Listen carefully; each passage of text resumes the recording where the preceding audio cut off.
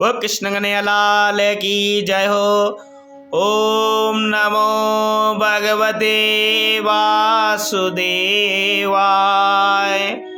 ओम नमो भगवते वासुदेवाय। ओम नमो भगवते वासुदेवाय। ओम नमो भगवते वासुदेवाय। ओम श्री भगवत महापुराण दूसरा अध्याय, प्रथम स्कंद दूसरा अध्याय, भगवत वत्स कथा और भगवत वृत्ति का महात्म्य। श्री व्यास जी कहते हैं, शौनकादि ब्रह्मवादी ऋषियों के ये प्रश्न सुनकर रोमहर्षण के पुत्र उग्रश्रवा को बड़ा ही आनंद हुआ। उन्होंने ऋषियों के प्रति इस मंगलमय प्रश्न का अभिनंदन करके कहना आरंभ किया। श्री सुत जी ने कहा, जिस समय श्री सुखदेव जी का यज्ञोपवीत संस्कार भी नहीं हुआ था, संतोरा लौकिक वैदिक कर्मों के अनुष्ठान का अवसर भी नहीं पाया था, उन्हें के अकेले ही संन्यास लेने उद्देश्य से जाते देखकर उनके पिता व्यास जी विरह से कातर होकर पुकारने लगे, बेटा बेटा। उस समय तन्मय होने के कारण श्री सुखदेव जी की ओर से वृक्षों ने उत्तर दिया, ऐसे सबके हृदय में विराजमान श्री सुखदेव मुनि को मैं नमस्कार करता हूँ। यह श्रीमद् भागवत अत्यंत गोपनीय रहस्यमय पुराण है। ये भगवत स्वरूप का अनुभव कराने वाले और समस्त वेदों का सार है। संसार में फंसे हुए जो लोग इनसे घोर अज्ञानाधिकार ऐसे पार जाना चाहते हैं, उनके लिए आध्यात्मिक तत्वों को प्रकाशित कराने वाला ये एक अद्वितीय अधिपक है। वास्तव में उन्हीं पर करुणा करके बड़े बड़े मुनियों के आचार्य श्री सुखदेव जी ने इसका वर्णन किया है। मैं उनकी शरण ग्रहण करता हूँ। मनुष्य के समय सर्वश्रेष्ठ भगवान के अवतार नर नारायण ऋषियों को, सरस्वती देवी को और श्री व्यास जी को मैं नमस्कार करके सब संसार और अंतकरण के समस्त विकारों पर विजय प्राप्त कराने वाले इस श्रीमद् भागवत महापुराण का पाठ करना चाहिए। ऋषियों, आपने संपूर्ण विश्व के कल्याण के लिए यह बहुत सुंदर प्रश्न किया है कि क्योंकि यह प्रश्न श्री कृष्ण के संबंध में है और इससे भली भांति आत्म शुद्धि हो जाती है। मनुष्य के लिए सर्वश्रेष्ठ धर्म वही है जिससे भगवान श्री कृष्ण में भक्ति हो। यह भक्ति भी ऐसी जिससे किसी प्रकार की कामना न हो और जो काम नित्य निरंतर बनी रहे। ऐसी भक्ति से अदय आनंद स्वरूप परमात्मा की उपलब्धि करके करते करते हो जाता है। भगवान श्री कृष्ण में भक्ति होते ही अनन्य प्रेम से उनमें चित्त जोड़ते ही निष्काम ज्ञान और वैराग्य का आविर्भाव हो जाता है। धर्म का ठीक ठीक अनुष्ठान करने पर भी यदि मनुष्य के हृदय में भगवान की लीला कथाओं के प्रति अनुराग का उदय न हो तो वह निराधार शर्म ही शर्म है। धर्म का फल है मोक्ष, उसके साधरता अर्थ प्राप्ति में नहीं है। केवल धर्म के लिए ही है। भोग विलास उसका फल में नहीं माना गया है। भोग विलास का फल इंद्रियों को तृप्त करना नहीं है, उसका प्रयोजन है केवल जीवन निर्वाह। जीवन का फल भी तत्व जिज्ञासु है। बहुत कर्म करके स्वर्ग आदि प्राप्त करना उसका फल नहीं है। तत्ववेता लोग ज्ञान ज्ञाता और ज्ञेय के वेद से रहित अखंड अद्वितीय सच्चिदानंद स्वरूप ज्ञान को ही तत्व कहते हैं। उसी को कोई ब्रह्मा, कोई परमात्मा और कोई नर भगवान के नाम से पुकारते हैं।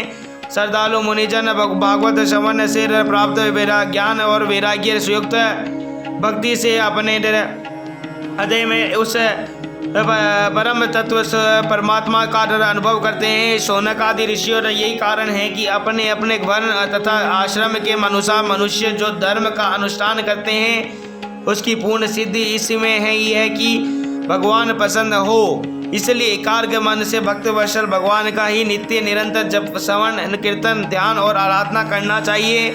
कर्मों की गांठ बड़ी कड़ी है। विचारवान पुरुष भगवान के चिंतन की तलवार से उस घाट को काट डालते हैं। तब भला नर ऐसा कौन मनुष्य होगा जो भगवान की लीला कथा में प्रेम न करे। शौनकादि ऋषियों पर पवित्र तीर्थों का सेवन करने से महत्व सेवा निरंतर श्रवण की इच्छा फिर श्रद्धा तत्पश्चात भगवान भगवत कथा में रुचि होती है। भगवान श्री कृष्ण के शरण का भी भगवान श्री कृष्ण के यश का श्रवण और कीर्तन दोनों पवित्र करने वाला है।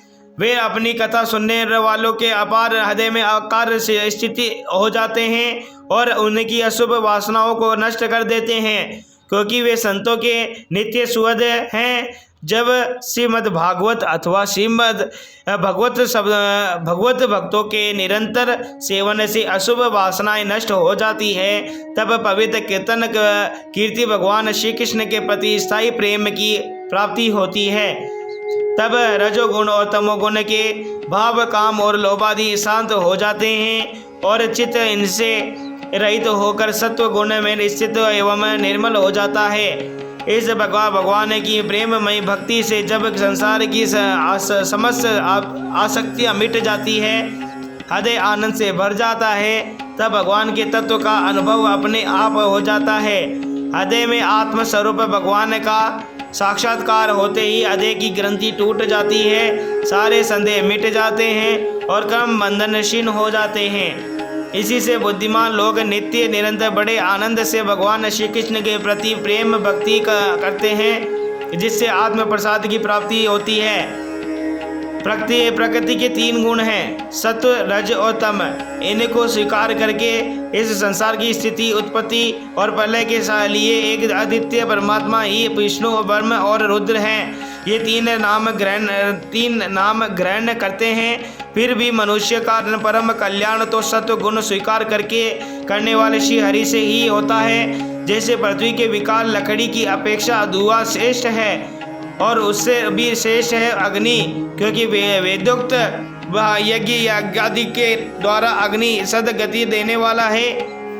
वैसे ही तमोगुण से रजोगुण श्रेष्ठ है और रजोगुण से भी सत्वगुण श्रेष्ठ है, क्योंकि वह भगवान का दर्शन कराने वाला है। प्राचीन युग में महात्मा लोग अपने कल्याण के लिए विशुद्ध सत्वमय भगवान विष्णु की आराधना किया करते थे। अब अभी जो लोग उनका अनुसरण करते हैं वे उन्हीं के समान कल्याण भाजन होते हैं। जो लोग इस संसार सागर में पार जाना चाहते हैं वे यज्ञति फिर किसी की भी निंदा तो नहीं करते, न किसी में दोष ही रखते हैं। फिर भी घोर रूप वाले तमोगुणी, रजोगुणी, भैरवादी भूतपतियों की उपासना न करके सत्वगुणी विष्णु भगवान और उनके अंश कला स्वरूपों का ही पालन भजन करते हैं। परंतु जिसका स्वभाव रजोगुणी अथवा तमोगुणी है वे धन, ऐश्वर्य और संतान की कामना से भूत, पितर और प्रजापतियों की उपासना करते हैं, क्योंकि इन लोगों का स्वभाव उन भूतादि से मिलता जुलता होता है। वेदों का तात्पर्य श्री कृष्ण में ही है, यज्ञों के उद्देश्य श्री कृष्ण ही है, योग श्री कृष्ण के लिए ही किए जाते हैं और समस्त कर्मों की परिसमाप्ति भी श्री कृष्ण में ही है। ज्ञान से ब्रह्म स्वरूप श्री कृष्ण की ही प्राप्ति होती है। तपस्या श्री कृष्ण की प्रसन्नता के लिए ही की जाती है। श्री कृष्ण के लिए ही धर्मों का अनुष्ठान होता है और सब गतियाँ श्री कृष्ण में ही समा जाती है। यदि भी भगवान श्री कृष्ण प्रकृति और गुण के गुणों से अतीत हैं, फिर भी अपनी गुणमयी माया से जो प्रपंच की दृष्टि से है और तत्व की दृष्टि से नहीं है, उन्होंने ही सर्ग के आदि में इस संसार की रचना की थी। ये सत्व, रज और तम 3 गुण उसी माया के पिलास हैं। उसके इनके भीतर रहकर भगवान इनसे युक्त सरीके मालूम पड़ते हैं। वास्तव में तो वे परिपूर्ण विज्ञानांगन हैं। अग्नि तो वस्तुतः एक ही है, परंतु जब वह अनेक प्रकार की लकड़ियों में प्रकट होती है तब अनेक सी मालूम पड़ती है। वैसे ही जब के आत्म रूप भगवान ही तो एक ही है, परंतु प्राणियों की अनेकता से अनेक जैसे जान पड़ते हैं। भगवान ही सूक्ष्म भूत, तन मात्रा, इंद्रिय तथा अंतकरण आदि गुणों के विकार भूत भावों के द्वारा नाना प्रकार की योनियों का निर्माण करते हैं और उनमें भिन्न भिन्न जीवों के स्वरूप में प्रवेश करके उन योनियों के अनुरूप विषयों का उपभोग करते कराते हैं। वे ही संपूर्ण लोगों की रचना करते हैं और देवता, पशु, पक्षी, मनुष्य आदि योनियों में लीला अवतार ग्रहण करके सत्व गुण के द्वारा जीवों का पालन पोषण करते हैं। वो श्री कृष्ण भगवान की जय, श्री सोनक जी महाराज की जय, श्री नारद मुनि महाराज की जय, श्री सुखदेव जी महाराज की जय। सभी को राधे।